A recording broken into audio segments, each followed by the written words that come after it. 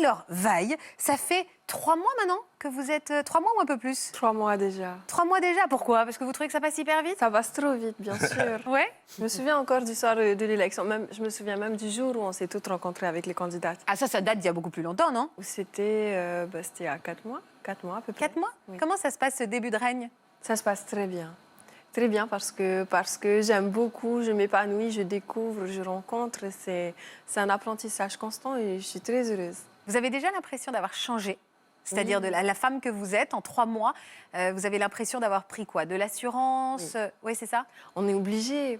Aujourd'hui, en tant que Miss France, je suis un peu sous les feux des projecteurs. Du coup, les gens ont tendance beaucoup à poser des questions. Ah bah, c'est pas moi qui vais faire le contraire aujourd'hui. Et non, il n'y a pas de mal, il n'y a pas de mal. C'est juste que des fois, il y a des questions qui me font me remettre en question, justement, et que par rapport à ça, je découvre ce que je veux ou pas, ce qui me permet de m'affirmer dans mes choix. Je suis plus confiante grâce à ça. Vous avez découvert déjà des choses que vous n'aimiez pas faire ou voilà, enfin, des directions que vous n'aviez pas envie de prendre? Oui, par exemple, j'ai découvert que bon, j'aimais pas trop les rillettes et le boudin. Ah, j'adore, 3 mois de Miss France, j'aime pas les rillettes, les boudins. Il vous reste quelques mois à tenir, à faire quelques foires. Oh, mais ça va aller, il y a plusieurs autres choses à découvrir. La culture métropolitaine Vous avez est tellement parfaitement riche. raison. Vous avez parfaitement raison. En tout cas, vous êtes aujourd'hui une des plus belles, moi je trouve, représentantes de la beauté française. Et ce que j'ai adoré dans votre histoire, et je l'avais découvert le soir de l'élection, c'est ce chemin atypique que vous avez emprunté, puisque j'ai l'impression aujourd'hui d'avoir reçu, enfin, voilà, le papillon, qui n'a pas toujours été un papillon. En tout cas, c'est comme ça que vous vous voyez. D'ailleurs, je crois qu'on commence par être une larve, c'est ça? C'était quelque chose comme ça, oui, parce qu'effectivement, quand j'étais plus jeune, je ne ressemblais aucunement à ce que vous pouvez voir aujourd'hui. J'étais très négligée. Je ne faisais absolument pas attention à l'image que je pouvais projeter. Ça, c'était petite fille? Petite fille, non, j'avais d'autres préoccupations. Je ne m'occupais pas du tout de ce que les autres pouvaient penser. Des fois, j'étais un vrai garçon manqué, puis des fois, j'étais une vraie princesse. Je mettais la petite couronne, je piquais les affaires de ma mère et de ma belle-mère, et puis on faisait... Là, je ne vois pas une petite fille très négligée. Hein. Non, ouais, parce que là, c'est la photo de classe. C'est la photo de classe. Ah oui, alors c'est la photo officielle. Quel genre de parents vous avez et quel genre d'éducation vous avez reçu? J'ai reçu une éducation très, comment dire, colorée, on va dire, parce que mes parents sont très différents. Mon père est très conservateur et ma mère a une ouverture d'esprit, disons, plus vaste. À cet égard, je pense que mon père, que j'ai été une fille, enfin, j'aurais pu être un garçon, il m'aurait éduquée de la même manière, à savoir comment gérer un foyer. Donc aujourd'hui, je suis tout à fait capable de gérer une maison, de faire à manger, de repriser des chemises, des trucs comme ça, mais aussi de faire la cour, donc passer la tondeuse, tailler. Vous savez repriser des chemises, mais oui. vous savez aussi tailler les haies et passer la tondeuse, c'est ça? Oui, oui. Et ratisser, même si, bon, c'est bien parce qu'on peut bien bronzer, mais c'est pas ce que je préfère. Moi, je trouve ça formidable d'avoir justement les deux pans. C'est pratique. Oui, c'est pratique. Vous n'avez pas eu une éducation genrée. C'est ce qu'on dit. Exactement. On vous a pas offert que des fers à repasser et des cuisines. Ça me rend hystérique, ça, dans les foyers. Donc, je suis ravie Ça de évite voir les stéréotypes. Voilà. J'aimais bien les poupées quand même quand j'étais petite. Hein. D'ailleurs, je me souviens qu'une fois, mon grand-père paternel m'avait offert une poupée de ma taille, presque. Ah, j'étais trop contente. J'essayais de lui piquer les vêtements, mais c'était pas la même taille. Donc, bon, voilà. Vous étiez coquine, espiègle, chippie. Une vraie chippie. Ah, une vraie chippie? peste. J'étais... Nelly Olson. Oui. Je sais pas, je ne la connais pas. Ah, Nelly Olson, vous vous souvenez? Vous êtes trop jeune, bien sûr. Dans l'oreille, on me dit, mais t'es dingue, elle est beaucoup trop jeune. Mais vous avez parfaitement raison, c'est des références. Vous avez quel âge, Anouar? 32 ans. J'aime pas le dire parce que... Ah oui? Après 30 ans, Attendez c'est un peu quelques dur. années, on en reparle. Kamel, vous avez quel âge? 29 ans. 29 ans. Oui, non, laissez tomber, c'est vrai que là. Ok, Mais moi, je vous ai compris. Donc vous, Moi, Nelly je- Olson, vous savez, Ah oui, ah, t'as compris, oui. c'était la petite pestouille de la petite maison dans la prairie. Vous savez, cette série qui a été diffusée pendant Ah oui, des oui. années. Et donc, il y avait une petite pestouille. Ah Donc, non, vous étiez une c'est chippie. une vraie peste, oui. Parce que j'avais un grand-père qui était très protecteur chez mon papa. Et du coup, chaque fois que j'avais envie d'avoir quelque chose, j'allais crier dans ses oreilles pour qu'il aille utiliser son pouvoir de chef de maison pour qu'il puisse avoir la paix, en fait. Et il craquait. Ah oui? Forcément, il craquait. Tout le temps. Il voyageait beaucoup et il me ramenait à chaque fois des cadeaux. Donc, j'étais vraiment gâtée, trop gâtée. Et du coup, j'en posais un peu mal, voir. C'est magnifique, ces photos que vous nous avez confiées. Elles sont absolument superbes. Et à l'adolescence, alors, vous étiez toujours un peu pestouille? À l'adolescence, non, parce qu'à ce moment-là, c'est le moment où on entre dans le collège. Donc, avant, j'avais ma grand-mère maternelle qui était enseignante à mon école primaire et maternelle. Et en allant au collège, ben, j'ai découvert un monde totalement différent où il y avait plus de professeurs, plus de classes, il fallait se déplacer. Et puis, n'ayant plus l'encadrement de ma famille, parce que voilà, au collège, on estime qu'on est un peu plus grand, j'ai commencé un petit peu à m'isoler parce que je voyais une certaine différence avec mes autres camarades. On va dire qu'elles étaient apprêtées alors que moi, j'allais comme un sac à patates à l'école, quoi. Enfin, bon... Carrément, vous êtes dur avec vous-même. C'est parce Non, que... mais c'est vrai, Ouais, je regarde les photos d'avant et puis je suis là, oulala, vous en fichiez totalement. totalement. À tel point que vous avez subi des railleries. Mais ben oui, qui c'est qui va avec un tricot de bricolage à l'école, les grands shorts de... Bon, je sais pas si vous mettez des shorts de surf pour aller à l'école. Des shorts de surf. Non. Oui, ici, Alors à moi, Paris, je on vais en met pas tous à les jours. l'école. Voilà. Moi, il n'y avait pas la mer à côté, donc forcément, je n'allais pas tout de suite en short de surf. On Mais aurait c'est pu, vrai que quand vous même. alliez en short de surf et en gilet de bricolage, et donc elle vous regardait Oui, de travers, limite. quoi. Bah, bien sûr, je me peignais même pas les cheveux. C'est pour dire à quel point c'était... Et puis elle venait avec les cheveux brossés et tout, c'était tout doux, tout lisse. Et puis bah, moi, j'étais là avec ma... Enfin voilà. Vous en souriez aujourd'hui, mais ça devait pas forcément être facile à C'est vivre. pas Ce tous les décalage, jours, du coup, cette solitude aussi. Oui, parce que du coup, je me sentais effectivement seule et que plutôt que d'essayer de sociabiliser, j'allais me réfugier au CDI pour lire. Parce que j'aime beaucoup lire et que ça m'a permis de traverser pas mal de situations, en fait. Quel J'imagine- style de livre vous lisiez à cette époque-là? Des romans d'amour d'adolescente? Non, j'aime beaucoup les romans de science-fiction, les trucs fantastiques avec des pouvoirs magiques, où les filles, elles ont des pouvoirs qui tuent pas les gens, mais on va dire que c'est l'idée, quoi. D'accord, ok. Ah oui, donc un peu féministe quand même. Un petit peu. Vous avez pris du poids à cette période-là, je sais que vous en avez Oui. déjà parlé. Beaucoup, c'est vrai. C'est parce que vous vous réfugiez dans la nourriture? Pas forcément, c'est juste que je faisais vraiment attention à rien et il m'arrivait parfois, souvent même, après l'école, que je m'arrête pour m'acheter une glace au caramel, genre 4 fois par semaine après Ah ouais. l'école, voire 5 si c'était possible. Mais quoi, c'est la vie, quoi, la glace au caramel. Ben oui, on est d'accord. Mais ouais, D'ailleurs, j'en ai mangé récemment, je peux dire que ça m'a vraiment- c'est délicieux. que c'est agréable d'avoir une Miss France qui parle de gourmandise, une vraie épicurienne. Sauf qu'à cette époque-là, vous avez pris un peu trop de poids. Oui, effectivement, oui. Vous étiez vraiment ronde? Pas, à mon sens, oui, bien sûr. Mais on ne peut pas se comparer aux autres parce que voilà, on n'a pas le même passif. Du coup, je trouve que c'est indélicat de le faire. Mais en ce qui me concerne, j'estimais que j'étais trop ronde. Alors, On se moquait de vous?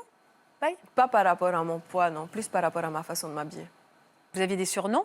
Parce que Oui. je sais qu'à l'adolescence, on en donne beaucoup. Ah, j'en ai eu beaucoup, mais celui qui m'a le plus marqué, c'était le monstre quand j'étais en troisième. Le monstre. Le monstre, oui. Vous comprenez pourquoi on a décidé de faire cette émission sur la revanche de vie? Parce qu'on vous a appelé le monstre, alors qu'aujourd'hui, quand Un on monstre vous de voit... beauté. ouais, c'est vraiment ça. Vous êtes tellement belle et Ça solaire. dépend. Si j'ai faim, alors là, je change de tête. Hein. Franchement, d'accord. il faut... Vous avez déjeuné là tout à l'heure ou pas? Parce que je sache si je vais chercher un truc. J'ai bu beaucoup d'eau. Vous êtes toujours très gourmande aujourd'hui?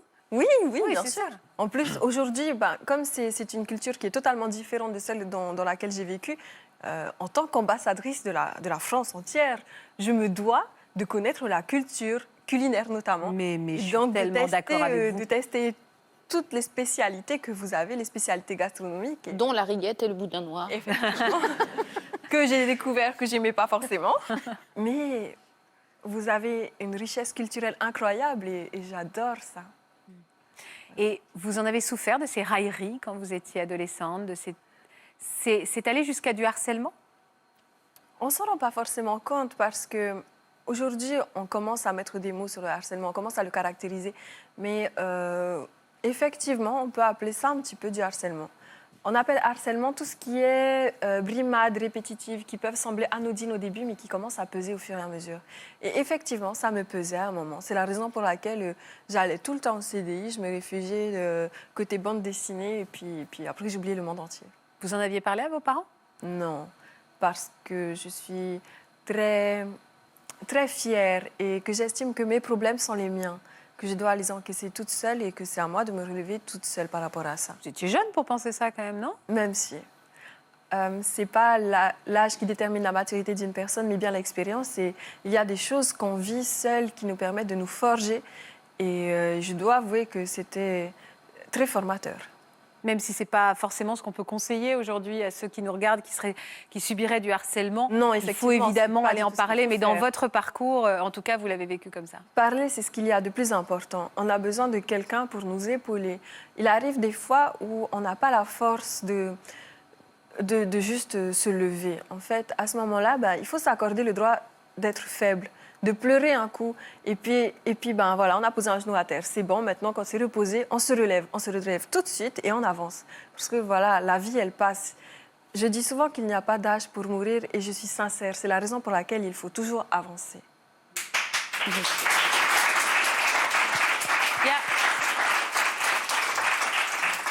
Il y a beaucoup de jeunes, j'imagine, qui, quand ils ont découvert votre parcours à Miss France et tout ce que vous nous racontez là, et ils vont le découvrir peut-être dans cette émission, qui viennent vers vous, qui vous disent « Ah, mais comment t'as réussi, toi, à t'en sortir avec tes peut-être quelques kilos en trop, tes complexes, ton manque d'assurance ?» C'est ça le message que vous leur envoyez? Un genou à terre, mais toujours avancer? Toujours. C'est très important.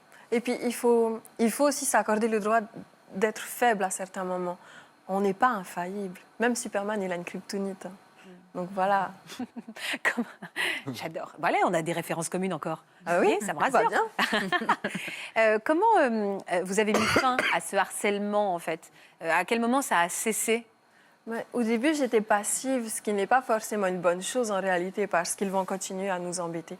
Et puis un jour, j'en ai vraiment eu marre, et puis je me suis dit, ça suffit, pour qui tu te prends à me parler comme ça? Mais c'est quoi ton problème? Et puis, ouvrir un dialogue, c'est très important, parce que la personne qui persécute, elle n'est pas forcément au courant de ce qu'elle fait, ni de l'impact que ça pourrait avoir. Et donc moi, en faisant part de ce que je ressentais, il a peut-être un peu plus pris conscience de la situation et de ce qu'il faisait. Et du coup, ça s'est estompé. Et quand j'ai vu que ça avait faibli, je me suis dit, faut pas lâcher maintenant. Et on continue. Et puis, je me suis affirmée de plus en plus. Et alors, de quelle manière vous êtes affirmée de plus en plus, Vaille? Je ne vais pas taper les gens, mais c'était l'idée. J'adore. Ça a pu vous arriver de vous montrer un peu combative? Oui. Menaçante? Oui, c'est important. Il faut que les gens ils soient conscients que quoi qu'il arrive, il y a toujours des conséquences. Et à un moment, on ne peut pas se permettre de rester passif. Il faut faire quelque chose. Oui, vous avez raison, vous avez raison. Alors pareil, je me dis, bon, alors s'il y a des jeunes qui nous regardent, mais c'est vrai, il faut savoir transmettre Être aux enfants. actif. Mais- Veut dire, voilà, il faut... on me dit souvent, oui, alors c'est bien que ta fille soit gentille, mais il faut faire attention qu'elle ne soit pas non plus, qu'elle se laisse faire et qu'elle se laisse manipuler. C'est dur dans l'éducation de trouver La première chose à prendre en compte, c'est la notion de posture. Avant d'aller, entre guillemets, au combat, quand vraiment c'est nécessaire, il y a des étapes avant. Mais la première chose à apprendre, c'est la posture. Lorsqu'on a une posture où on développe la confiance en soi, où on s'aligne, eh bien, déjà, on ne va pas être, entre guillemets, une sorte de réceptacle à ce que ça se passe sur nous. Donc, la première chose à travailler, c'est en effet cette posture. D'ailleurs, en tant que Miss, on vous apprend à travailler cette posture. Droite. Voilà, exactement. Il y a une technique toute simple, en effet, c'est de se dire qu'on a un filtre transparent. Exactement. Et en fait... Anouar, il fait, ah oui, attends. Et on ouvre le plexus solaire et on ouvre les épaules. Eh bien, c'est un truc tout simple, mais on se redresse, on s'aligne et on se respecte. C'est la Mais du coup, on doit première s'assumer. chose à faire. Parce qu'on est moins discret Oui, quand on mais est si comme vous ça. arrivez Non, mais c'est comme vrai. ça, On eh essaie de bien, se faire on un se dit, peu... voilà, et en fait, non, il faut se... Moi, je fais 1m12 les bras levés. Alors, c'est vrai que j'ai toujours eu tendance à faire plutôt ça que ça. Et en effet, il faut se tenir... En effet. Donc ça, c'est la première chose. Après, le dialogue, et c'est la deuxième étape, bien entendu. Derrière, quand on doit se défendre, dans certaines situations, il faut le faire. Dans certaines situations, il faut apprendre et savoir se défendre. Ça a été quoi votre déclic, alors, vous la découvrez, la Noire? Ils sont morts de rire, les Non, gars. parce qu'en fait, elle m'a vanné. Elle m'a fait une vanne normale, sans Je s'y pression. attendais pas. Elle m'a dit, peut-être, en fait, quand elle a dit, Christelle. je fais 1m12, les mains levées, elle m'a dit, vous faites la même taille. Bon alors, C'est pas mal, ça. Parce que moi, J'avoue que j'ai eu un petit moment en train de me dire, mais pourquoi elle a dit ça? Et pourquoi Ça se elle fait a pas pas. Non, mais je On veux s'est dire- tous un peu regardé en disant, oh, la pourquoi boulette. j'ai un peu ce fou rire là? Parce que c'est Miss France. Et Miss France, normalement, on les connaît. Oui. Donc voilà, quoi. Elles sont pleines de codes. Et j'adore ce Ah, la que sûr, j'adore la chez elle, c'est qu'elle est, naturel. elle est naturelle, elle est elle-même. Et je trouve qu'elle sort justement de ces codes un peu Enfin, tout lisse, tout beau, tout... Ouais. Je suis droite. Non, mais t'es très belle. Mais Non, Vous la voilà. connaissiez Anne Noire, vous la connaissiez? pas du tout. vrai que donc là- Je la vois, moi. Malheureusement. Et j'aime bien. Donc là, parce vous que- découvrez en disant Et- qu'il y a, oui. c'est vrai qu'il y a une vraie personnalité C'est ça. derrière Ouais. et cet humour qui est pas simple et que vous avez directement fait naturellement. Et les Miss France qu'on avait avant, c'était toutes un peu... Bah, se ressemblaient, quoi, au niveau de la personnalité, non. pardon. Mais non, mais c'est Non, bien. elles étaient Et je peut-être un pense- peu plus lisses. Voilà, vrai, c'est ça. vrai. Pardon, je m'exprime mal. Mais on met pas toutes les Miss France dans le même Non. panier. Mais je De pense plus en que- plus dans Et l'authenticité. je pense qu'honnêtement, on s'en souviendra. On s'en souviendra d'elle. Ah, cette vanne, elle était pas mal quand même. C'est vrai. Très bonne vanne, bravo. Tu devrais... Alors, quand est-ce que vous êtes devenue celle que j'ai là devant moi? Parce qu'on parle du vilain petit canard, et là, maintenant, là, moi, je vois juste un signe, quoi, une beauté. Comment vous êtes devenue? À quel moment il y a eu peut-être un déclic ou quelque chose qui vous a donné envie? Un homme? Un Une homme fille, d'ailleurs, peu importe. ou une femme, oui. Ou une femme, d'ailleurs, parfaitement. Non, alors en fait, il arrive un moment où on commence à prendre en considération le regard des autres. Et c'est quand j'ai eu 18 ans à peu près que j'ai commencé à m'intéresser aux garçons. Et, Ah ouais, donc ma question, ben, elle n'était pas si... Effectivement, pas insensée. Ouais. Et donc oui, ben, qu'est-ce qui plaît aux garçons et tout. Et puis, Bah, les Et- formes. pas forcément. Surtout que j'avais quelques remarques par rapport à mes formes et qui étaient trop fortes, justement. Mais donc oui, puis j'ai commencé à prendre soin de moi pour moi parce que je me suis rendu compte qu'en commençant à prendre en considération ce qu'eux, ils voulaient, c'était un petit peu l'image que moi, je voulais avoir de moi. Et puis il y avait des femmes que j'admire et qui sont toujours des modèles. Je ne m'inspire pas que d'une personne parce que j'estime qu'on a toutes quelque chose à apprendre de tout le monde. De chacun. Et donc, dans la continuité de cette révélation du signe, il y a Miss Tahiti. Exact. Vous inscrivez. C'est Je quand me même suis déjà là, le grand écart, il est gros. Hein.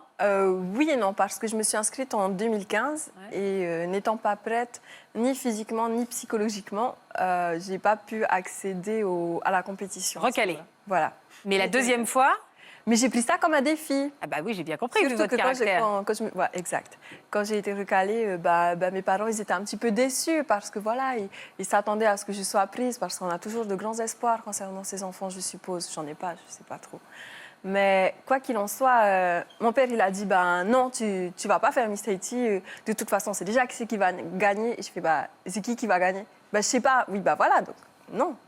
Et puis ma mère, elle me dit, non, tu vas pas faire ça. Enfin, je veux que tu continues tes études. Donc à ce moment-là, j'étais en licence, je ne l'avais pas encore.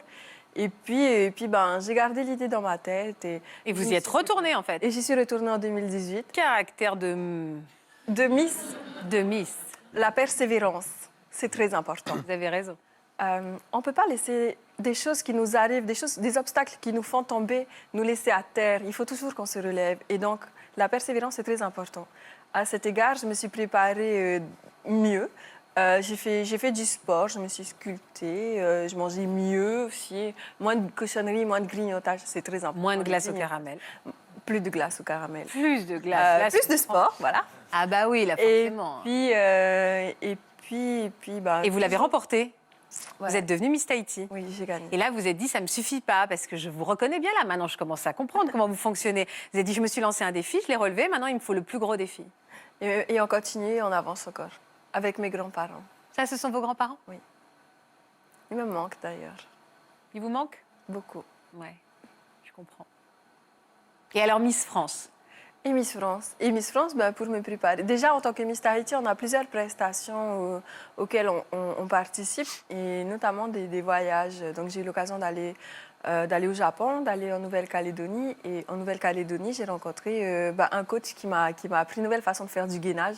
Donc, on peut faire du gainage assis, on peut faire du gainage allongé sur le dos ou dans les transports en commun. En fait, c'est la contraction des muscles, tout Ok, simplement. mais on va le faire après l'émission. On va faire du gainage je vais vous ensemble. l'apprendre, si vous Parce que voulez. moi, le gainage, à part comme ça, en disant il faut que je tienne 40 secondes, sinon je suis morte, on fait comme ça. Ouais, on fait comme ça le gainage. Ouais, je suis assez d'accord. Bon, Je savais pas il y a qu'on pouvait en d'autres faire façons de assis. faire. Et Oui. ça, on l'apprend en gymnastique. Donc, ce coach qui s'appelle Marco, que j'embrasse d'ailleurs, m'a appris des bases de la gymnastique. Et c'était vraiment chouette. Alors, le soir de l'élection, est-ce que c'est un blackout? Vous vous souvenez de rien?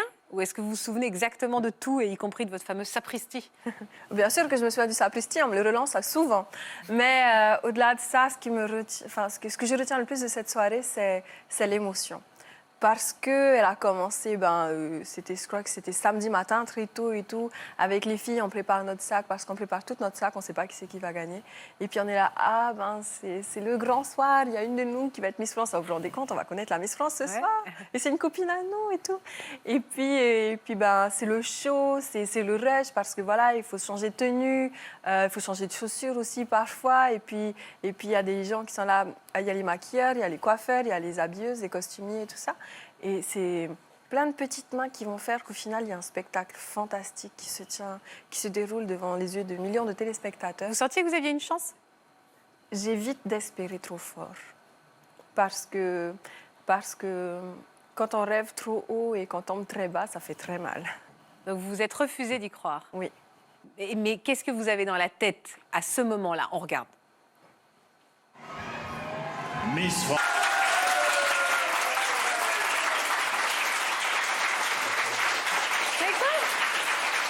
Je suis un peu d'accord. Maintenant qu'on connaît votre histoire un peu, ça met la chair de poule un peu quand on connaît votre histoire. Ça va être mouillé là. C'est vrai? Je transpire des yeux, c'est pour ça. Vous les revoyez toujours souvent ces images et ça vous émeut? Toujours, bien sûr. L'émotion, c'est vraiment ce qui caractérise le mieux pour moi cette soirée parce que voilà, c'était quelque chose qu'on avait partagé. On avait beaucoup travaillé pour mettre en place ce spectacle avec toute l'équipe technique, avec Mehdi, Alex et tout ça. Et on s'était éclatés. Et là, c'est le résultat d'un mois de travail. Qu'est-ce que vous diriez à la petite fille négligée en sac à patates que vous étiez aujourd'hui? Continue comme ça. Continue. Bien sûr. Si je change quelque chose d'avant, je me dis que ça aura peut-être un impact aujourd'hui et que peut-être que le résultat ne serait pas le même. Tahiti vous manque? Énormément. Vous y retournez quand? Je pense que la prochaine fois, ce sera au mois de juin pour l'élection de Miss Tahiti. Ah, vous avez des copains là-bas? Oui, bien sûr. Beaucoup? Ils sont presque tous là-bas. Presque tous là-bas. Il y en a un en tout cas qui avait très envie d'être un peu présent à sa manière. Maintenant, regardez. Coucou ma chérie! Coucou chouchou! Tu me manques tous les jours, mais t'es juste à côté de moi tous les jours. Tu m'accompagnes partout en fait. Le fait de pouvoir faire partie de ta famille, ça a été quelque chose d'encore plus... de plus touchant encore pour moi, bien plus que Miss France, Miss Tahiti. Et ça, tu sais très bien de toute manière qu'à mes yeux, tu es ma veille à moi et tu n'es pas Miss Tahiti ou Miss France. Ne change surtout pas. Reste comme tu es, n'oublie pas d'où tu viens, tu es notre petite veille, tout simplement.